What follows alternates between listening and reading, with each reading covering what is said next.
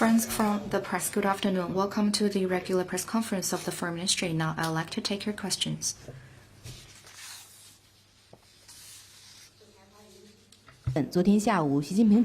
CCTV. Yesterday afternoon, President Xi Jinping had a phone conversation with European Council President Costa. Could you further share with us their conversation and China's expectation of its relations with the EU this year? On the evening of January 14th, President Xi Jinping had a phone conversation with European Council President Antonio Costa at the EU's invitation. As changes unseen in a century accelerate across a world fraught with changes and turbulence, risks of multiple blocs, fragmentation and disarray loom large. China and Europe are two major forces in building a multipolar world, two big markets that promote globalization and two civilizations that advocate cultural diversity. China-EU relations have strategic significance and global influence. President Xi's phone conversation with President Costa at the start of the year is the first interaction between the Chinese leader and the new EU leaders, as well as important strategic communication at a crucial time to build on our past achievements and open up a new future. President Xi said that this year marks the 50th anniversary of China-EU diplomatic relations, an important milestone that serves as both point of continuity and new starting point. The key lies in respecting each other's choice and social systems and development path, as well as each other's core interests and major concerns, and jointly safeguarding the political foundation of bilateral relations. The more severe and complex the international landscape becomes, the more China and Europe should adhere to the original aspirations of their diplomatic ties, strengthen strategic communication, enhance strategic mutual trust, and uphold partnership. China remains confident in the EU and hopes that the EU will also prove to its trustworthy cooperation partner. President Costa said that both sides uphold multilateralism. In this world full of challenges, the world needs closer EU-China cooperation. The EU side is willing to work with China to enhance dialogue and communication, deepen strategic mutual trust, strengthen the partnership, properly address economic and trade differences, jointly tackle global challenges such as climate change, and contribute to world peace, stability, and development.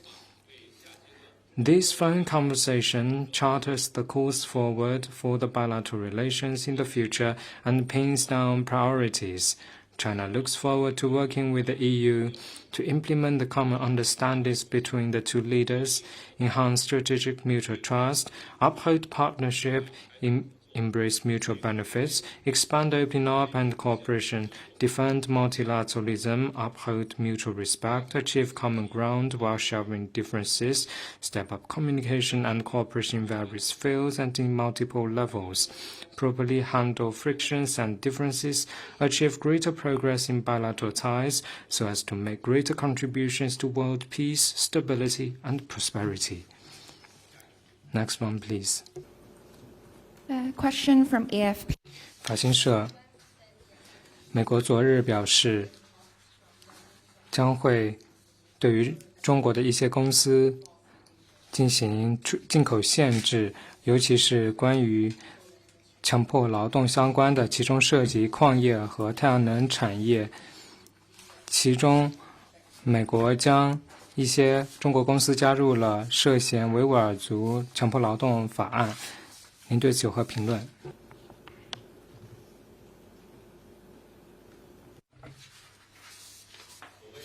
The so-called forced labor is totally groundless. The U.S. based on laws concocted and implemented malicious laws concerning Xinjiang, listing Chinese companies into the sanction list. The nature is to interfere in China's internal affairs, undermine China's interests, curb and contain China. China will take firm measures to firmly uphold the legitimate and lawful rights and interests of Chinese companies. Next one, please.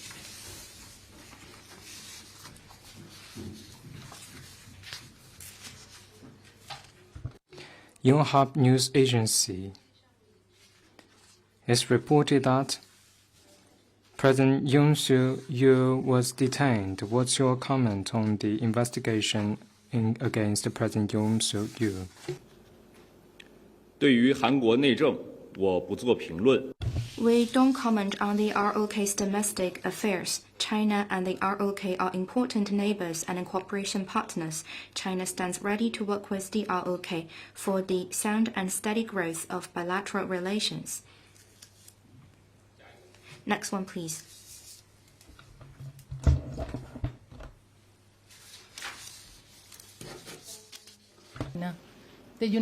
拉通社，美国政府宣布将古巴从支持恐怖主义的国家名单中删除，并且采取了其他的措施，但是对古巴的封锁仍然存在。发言人对此有何评论？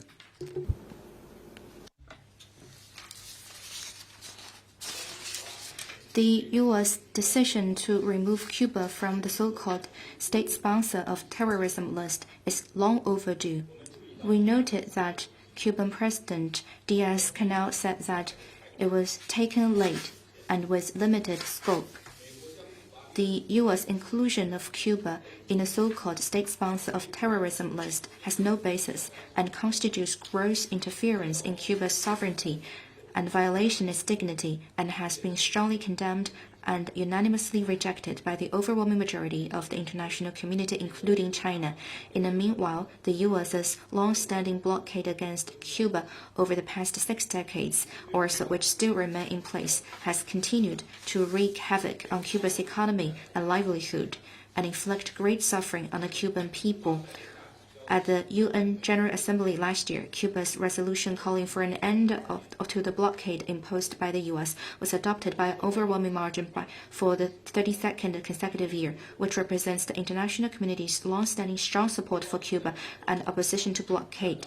China once again urges the U.S. to stand on the right side of history, and the majority of the international community fully lift its blockade and sanctions against Cuba as soon as possible and stop creating obstacles for Cuba's socio-economic development. Next one, please.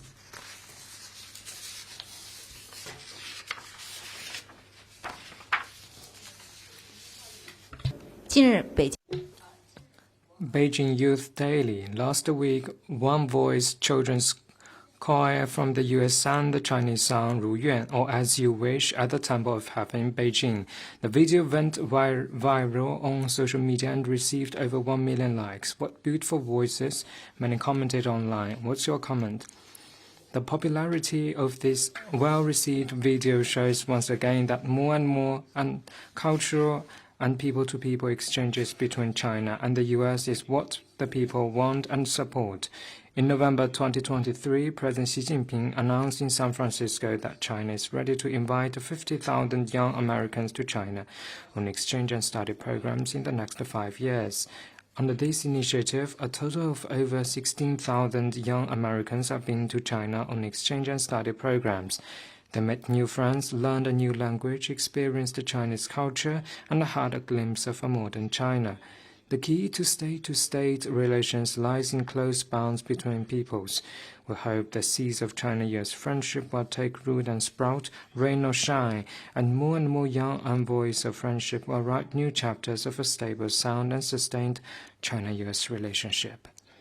Next one, please.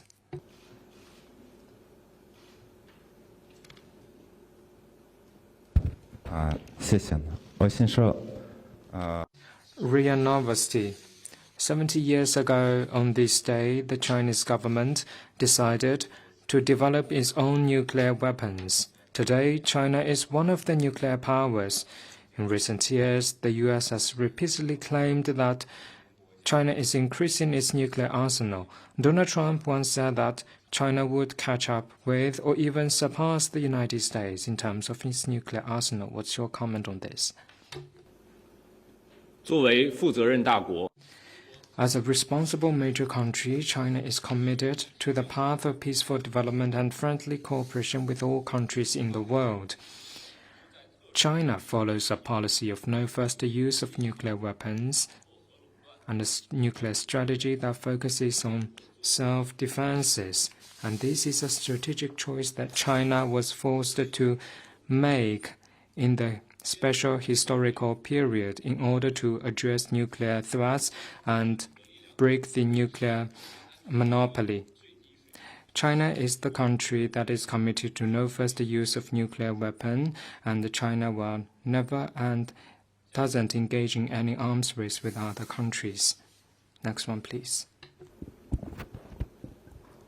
A question from AFP. The U.S. 法新社，美国昨日敲定一项法案，禁止中国的汽车进入美国市场，包括禁止禁止有中国、俄罗斯软件和芯片的汽车进入美国市场，主要是因为国家安全原因。中方对此有何评论？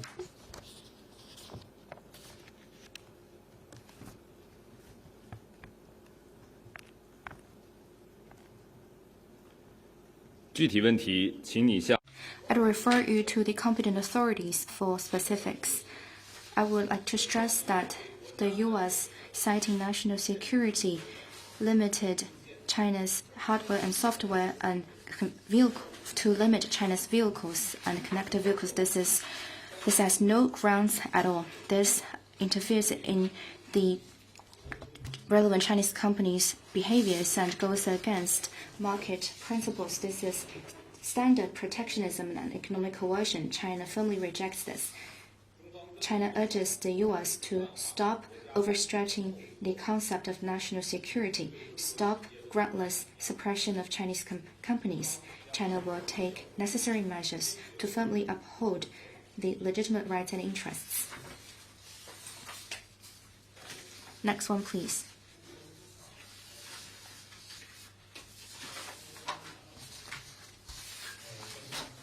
Bloomberg. 彭博社，参议员卢比奥表示，中国撒了谎，并且骗取了超级大国地位，但是是以牺牲美国利益为代价的。这是卢比奥将在周三的国务院听证会上发表的讲话。中方对于卢比奥的表态有何评论？他说，中国以牺牲美国利益为代价，撒谎便骗取了超级大国地位。We do not comment on speculative reports.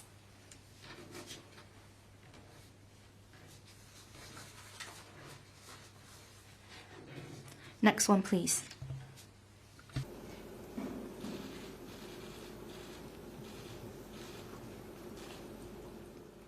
还有其他问题吗？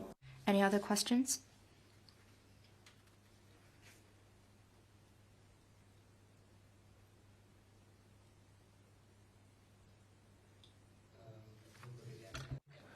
彭博社，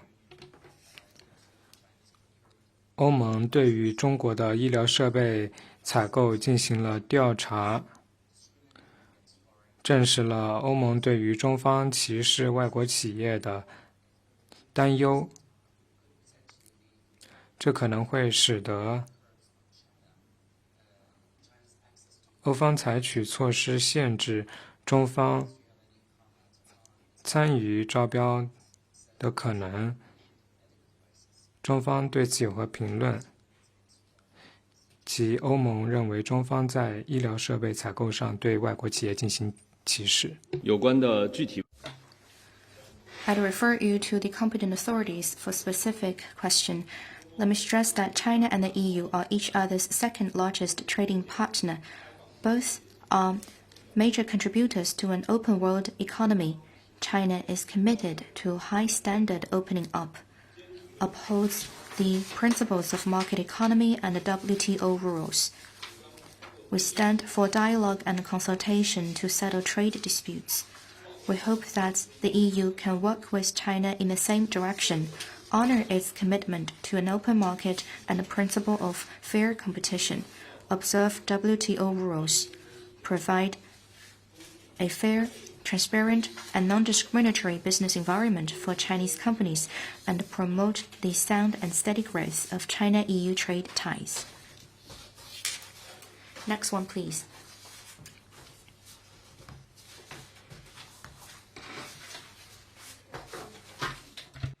Reuters recently, millions of U.S. TikTok refugees find their way to Red Note, while China makes stronger censorship about the information released by U.S. users on Red Note. Will it affect China's diplomacy, and how will it affect China's diplomacy?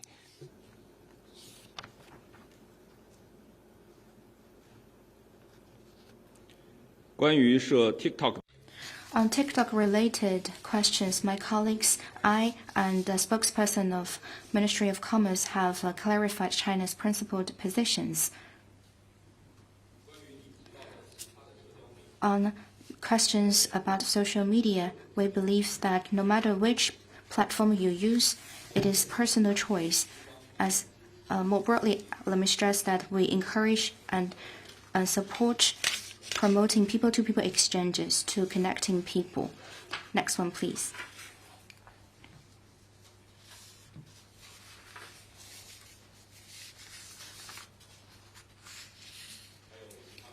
Any other questions?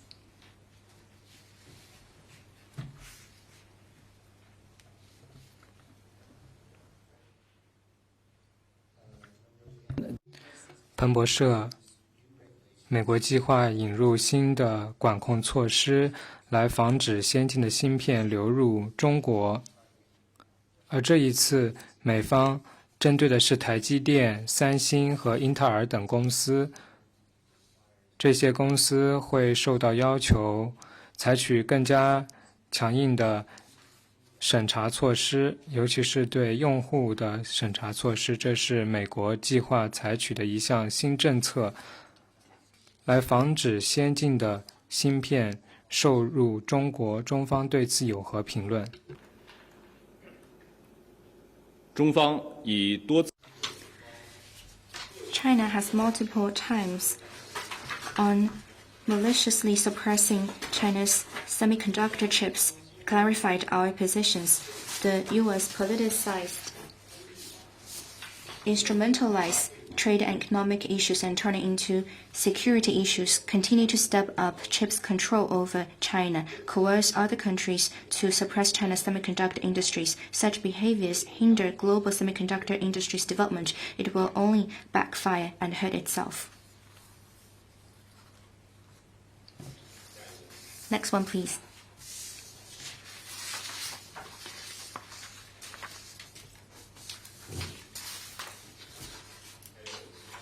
Any other questions?